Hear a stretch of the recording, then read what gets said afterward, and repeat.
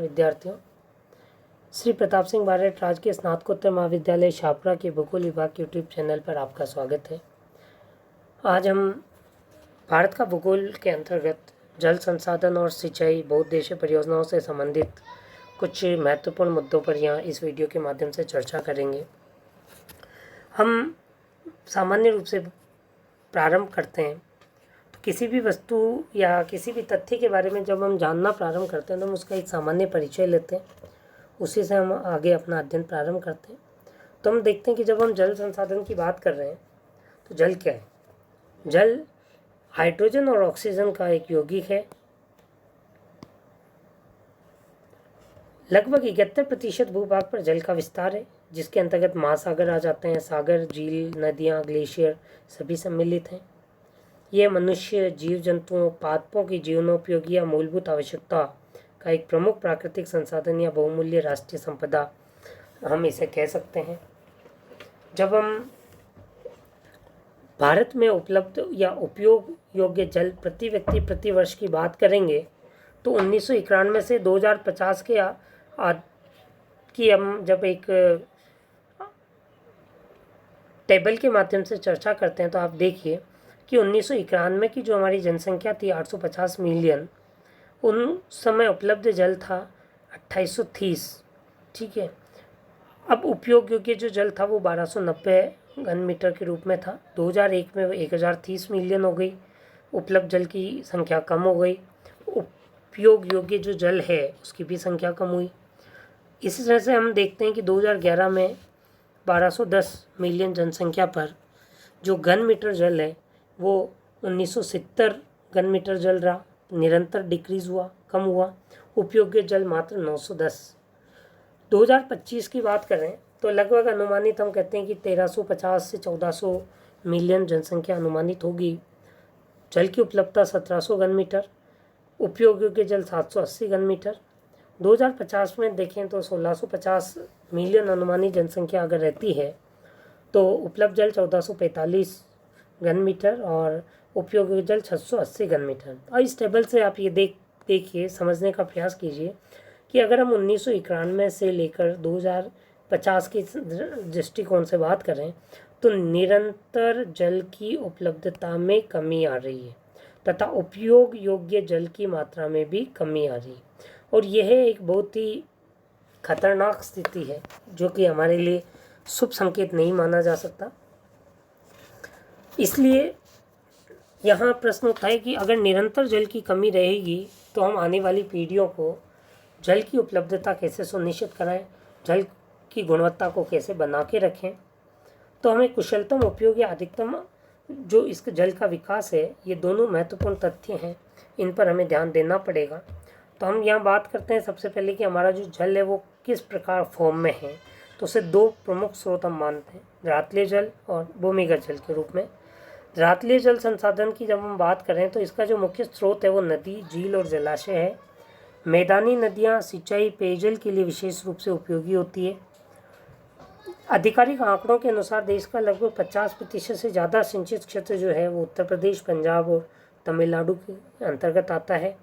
हिमालय के पर्वतीय क्षेत्रों या प्रायद्वीपीय पठार से प्रवाहित होने वाली नदियाँ विशेष रूप से जल विद्युत उत्पादन के लिए एक महत्वपूर्ण भूमिका अदा करती है। इन नदियों पर विभिन्न बहुउद्देशीय परियोजनाएं भी चलाई गई है। भूमिगत जल संसाधन की जब हम बात करते हैं तो उसका अभिप्राय है कि वह पानी जो चट्टानों या मिट्टी के माध्यम से जिसका धरातल के भीतरी सतहों में भंडारित होता रहता है, और जब ये चट्टानों में जल संग्रहित हो जाता है तो इसे जलीय चट्टानी परत बन जाती है। देश के विभिन्न भूभागों में भौम जल स्तर का विकास समान रूप से नहीं होता है। कुछ क्षेत्रों में भौम जल प्रचुर मात्रा में उपलब्ध है तो कहीं कुछ क्षेत्रों में इनकी कमी है। भौम जल के विभिन्न कार्यों में अति दोहन से भी इसमें कमी आई है।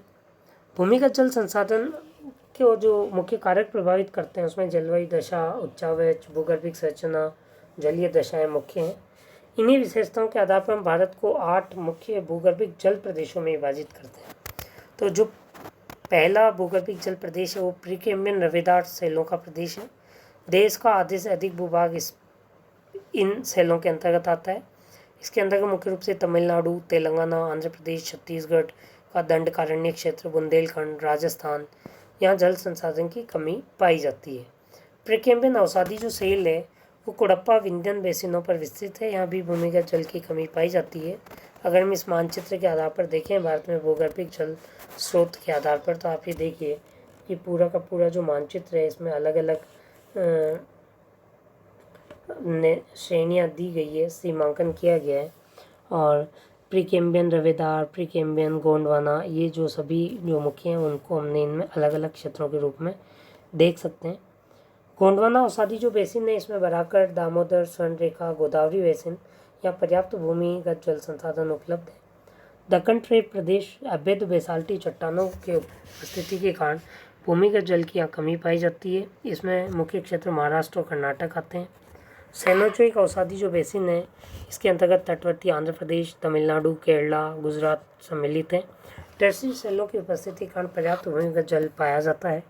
सेनोजोइक ब्रंश बेसिन जिसमें नर्मदा, ताप्ती, पूर्णा के ब्रंश बेसिन में पर्याप्त जल संसाधन उपलब्ध है।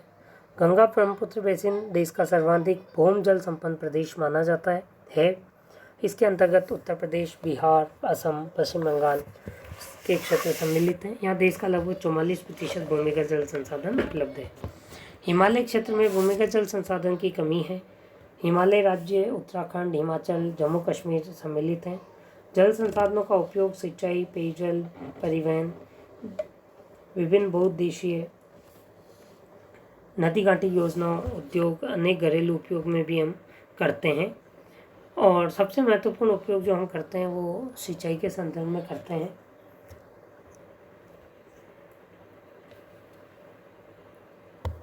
अब इस वीडियो में मुख्य रूप से हम जिस विषय पर चर्चा करना चाहते हैं वह विषय है कि हमारा जल संसाधन भारत के संदर्भ में। तो हमने देखा कि भारत का जो जल संसाधन क्षेत्र है वहाँ निरंतर 1991 से लेकर अभी निरंतर जल की उपलब्धता में कमी पाई गई। ये एक महत्वपूर्ण फैक्टर में उभर कर आता है। दूसरा कि जो जल संसाधन क्षेत्र हैं वे जो मुख्य जल संसाधन क्षेत्र हैं उन जल संसाधन क्षेत्रों में अधिकांश जल संसाधन क्षेत्र ऐसे हैं जहाँ हमें जल की कमी मिलती है, भूमिगत जल की कमी मिलती है। और जब हमें भूमिगत जल की कमी मिलती है, साथ ही साथ चूँकि भूमिगत जल की कमी मिलने का कारण ये कि हमारी जो वर्षा है वो वर्ष के कुछ ही महीनों में, जिसका जो समय है मध्य जून से लेकर मध्य जून के उपरांत ये समय वर्षा ऋतु का प्रारंभ होता है और लगभग मध्य सितंबर तक हमारे भारत के अधिकांश भाग पर हमें जल की उपलब्धता वर्षा के माध्यम से प्राप्त होती है। इस समय वर्ष के अधिकांश समय जो नदियों का जल स्तर है वो अपने चरम स्तर पर होता है, लेकिन इसके शेष समय में अगर हम बात करें मध्य सितंबर के बाद से लेकर जून के प्रथम सप्ताह तक की, तो अधिकांश क्षेत्र ऐसे हैं जहाँ नदियों में जल की निरंतर कमी पाई जाती है। और ऐसी स्थिति में भारत का जो अधिकांश कृषक समूह है, अधिकांश जो जनसंख्या है वो भूमि पर कृषि कार्यों में संलग्न है, उन्हें कृषि करने के लिए या अन्य गतिविधियों के लिए जल की आवश्यकता रहती है। उसे हम सिंचाई सुविधा के माध्यम से उपलब्ध करा सकते हैं। और सिंचाई की जो सुविधा हम उपलब्ध कराएंगे उसके लिए सबसे महत्वपूर्ण आवश्यकता क्या है कि बड़े बड़े स्थानों पर जहाँ भी हमें उपलब्ध भूमि है वहाँ हम बांध बनाकर उस जल को संचित कर रहे हैं। वर्षा जल जो नदियों के माध्यम से सागर की ओर जा रहा है, हम उन नदियों के मध्य बांध बनाकर उस जल को संचित करते हैं, जल को रोकते हैं और वहाँ से उन बांध से अलग अलग ढाल का अनुसरण करते हुए नहरें निकाली जाती है और उन नहरों के माध्यम से हम सिंचाई की सुविधा सामान्य रूप से उपलब्ध कराते हैं। इसके अलावा कुछ भाग ऐसे हैं जहाँ नहर नहीं बनाई जा सकती, लेकिन कुछ चट्टानी संरचना ऐसी है जिसके भीतर कुछ गहराई पर जाने के बाद ही हमें भूमि का जल संचित भाग में मिल जाता है। तो उन स्थानों पर हम कुआं खोदते हैं और कुआं खोदकर उस भूमिगत जल का उपयोग करते हुए हम सिंचाई करके कृषि उत्पादन में उस जल का उपयोग करते हैं।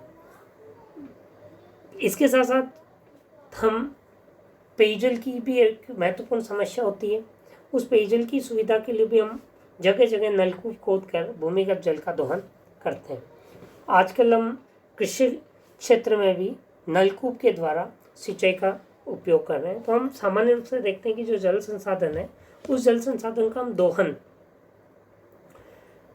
जिसमें वर्षा ऋतु से में प्राप्त धरातलीय जल जो कि सागर, झील या नदी के माध्यम से प्रवाहित होता है, उससे हम छोटे छोटे बांध, चेक डैम से लेकर बड़े बड़े बांध बनाकर वहाँ से नहर निकालकर एक स्थान से दूसरे स्थान पर स्थानांतरित करके उस जल का दोहन करते हैं।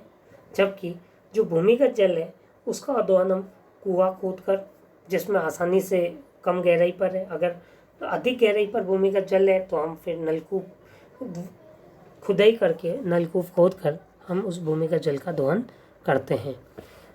अगले वीडियो में हम सिंचाई के विभिन्न साधनों के बारे में चर्चा करेंगे। धन्यवाद।